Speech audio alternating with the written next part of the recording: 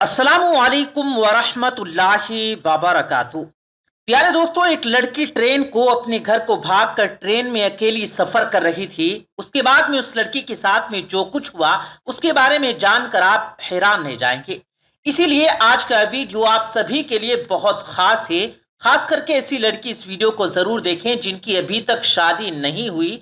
इंशाल्लाह ताला आपकी आंखें खुल जाएंगी।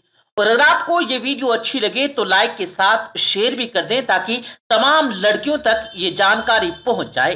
तो चलिए दोस्तों, शुरू करते हैं।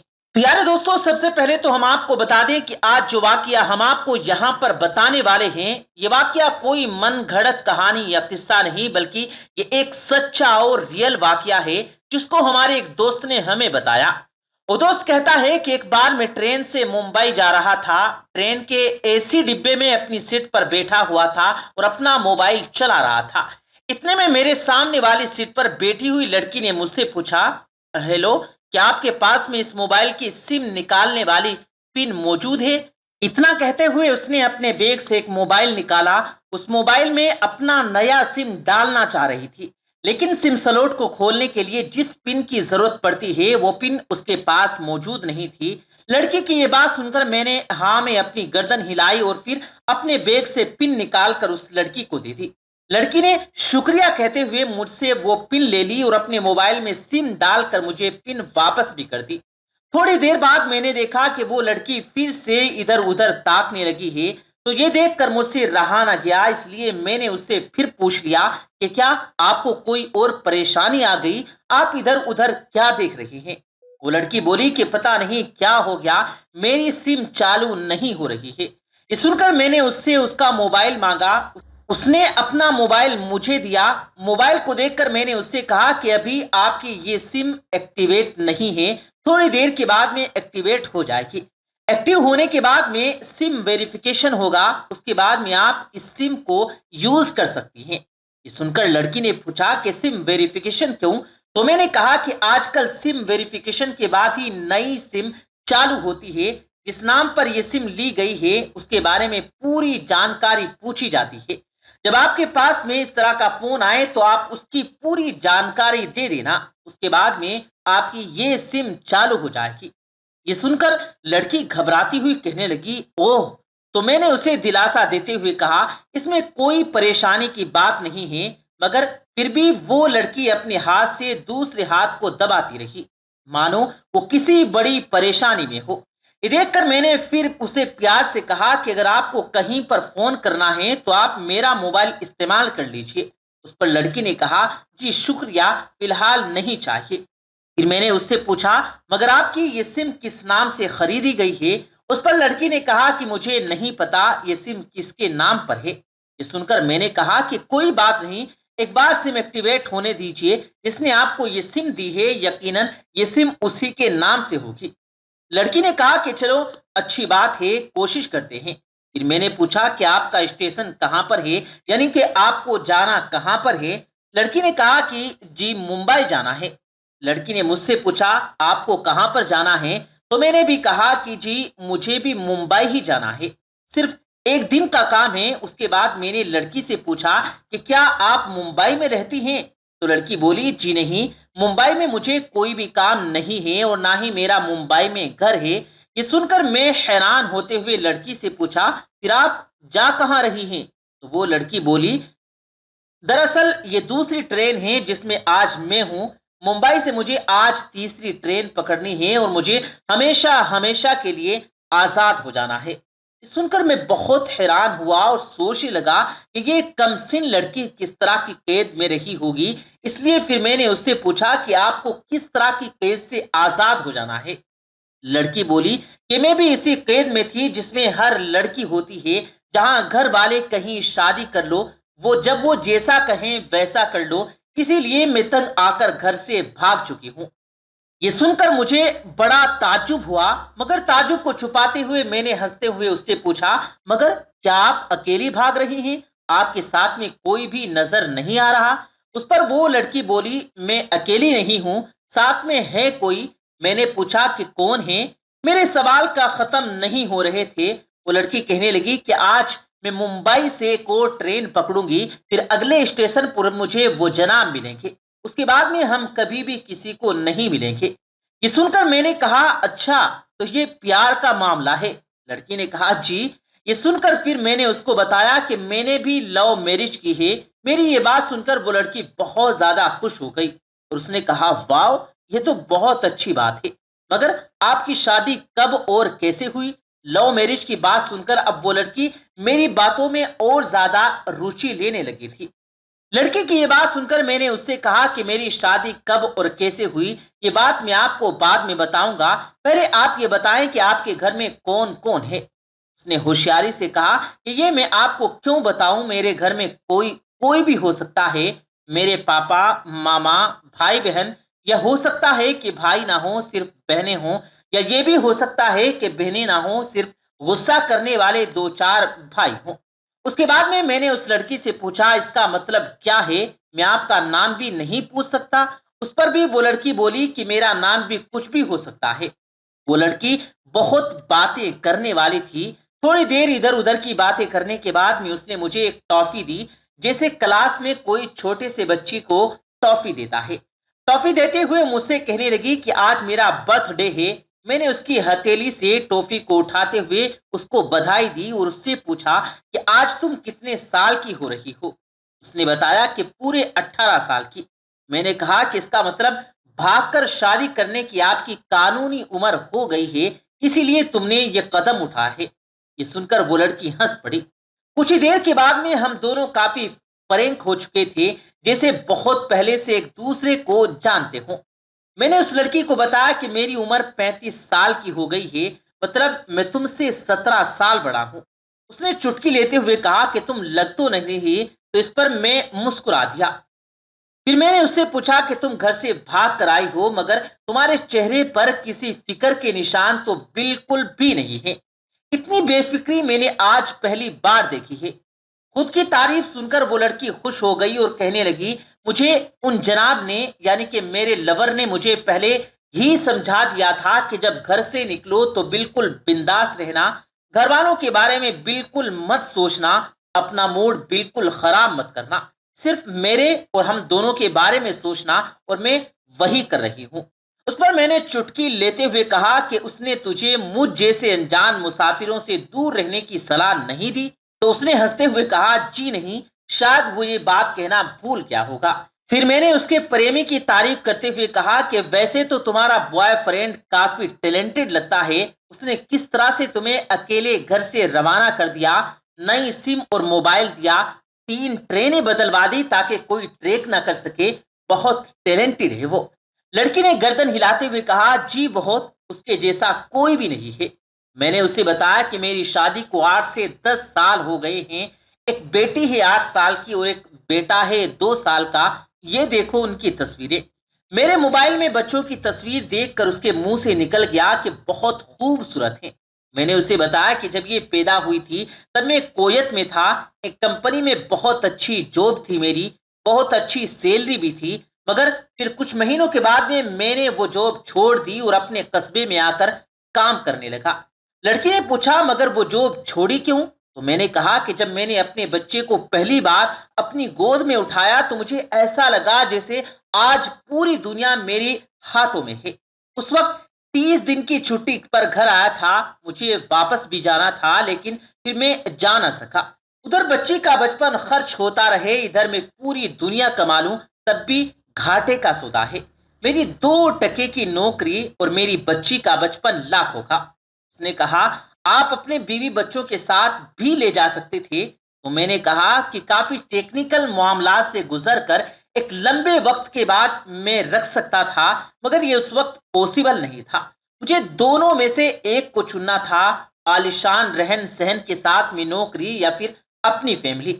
मैंने अपनी फैमिली को चुना, अपनी बेटी को बड़ा होता देखने के लिए, इसलिए मैं कोयत गया और अपना इस्तीफा देकर वापस आ गया।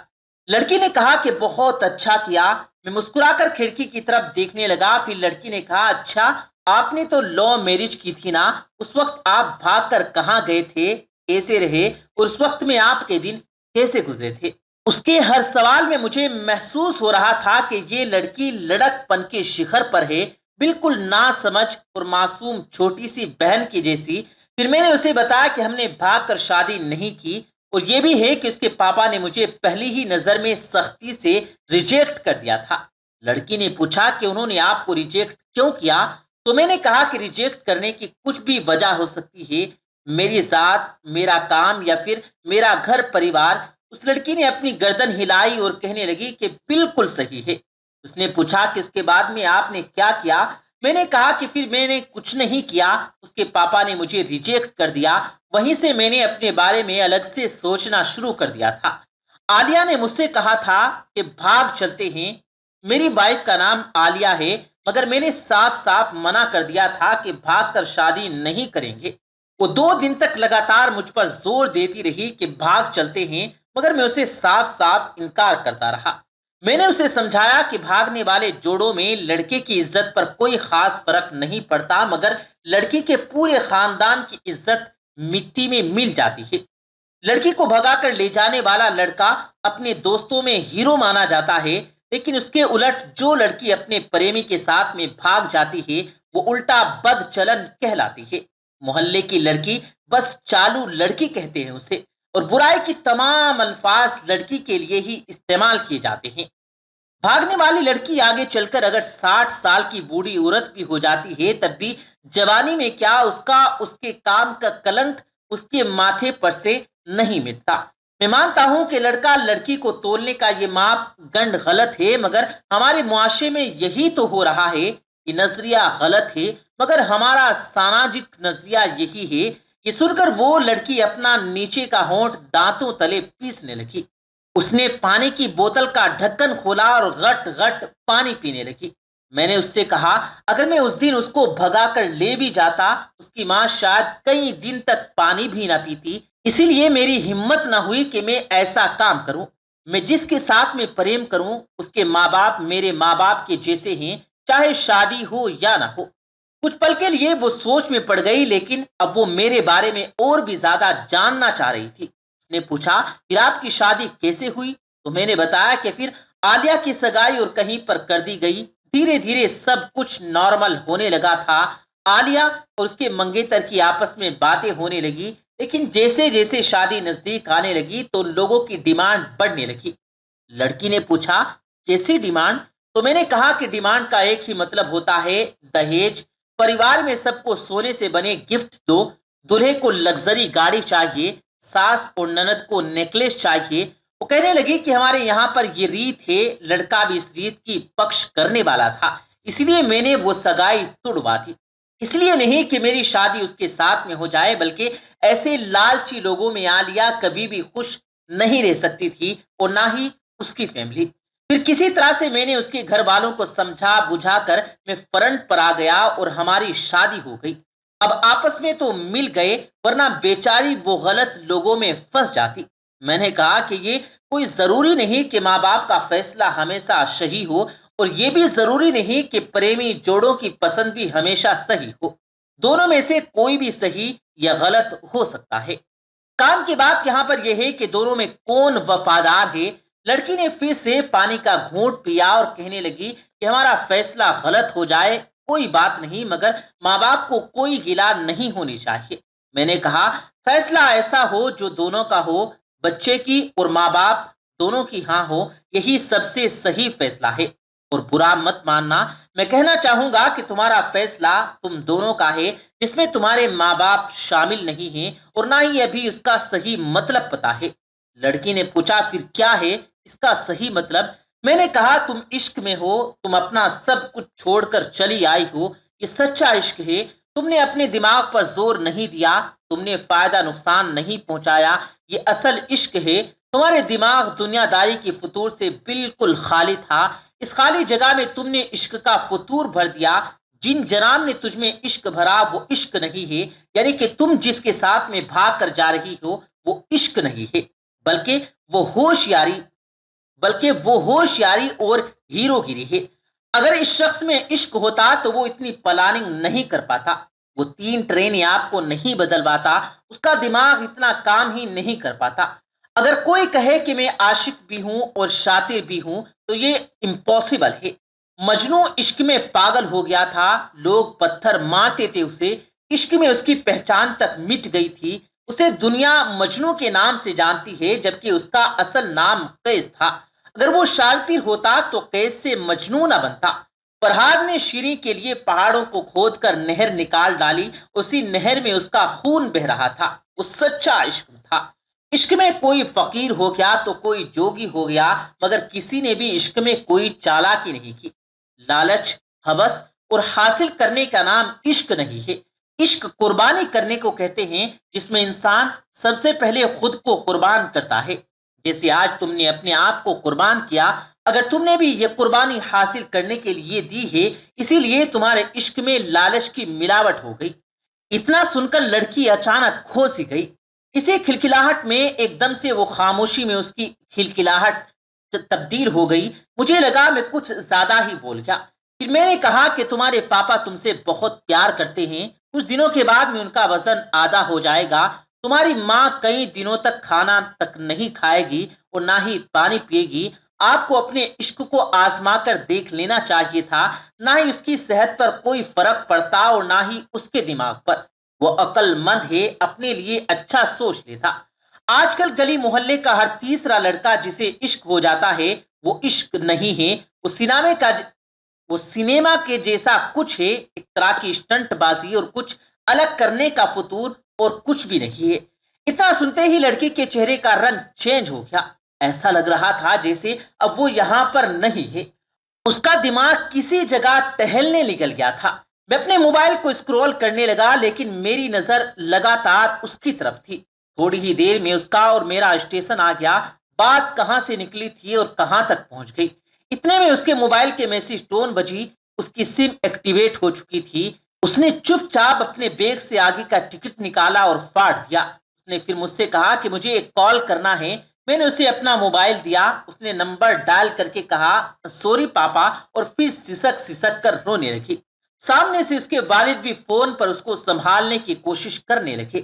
لڑکی نے پھر کہا پاپا آپ بالکل بھی فکر مت کرنا، میں گھر واپس آ رہی ہوں۔ دونوں طرف سے پیار امڑ پڑا۔ ہم ٹرین سے اترے، اس نے ایک بار پھر سے میری پن مانگی اور میں نے پن اسے دے دی۔ اس نے فوراً ہی اپنے موبائل سے وہ سم نکالی اور اس کو توڑ دیا اور مجھے اپنی پن واپس کر دی۔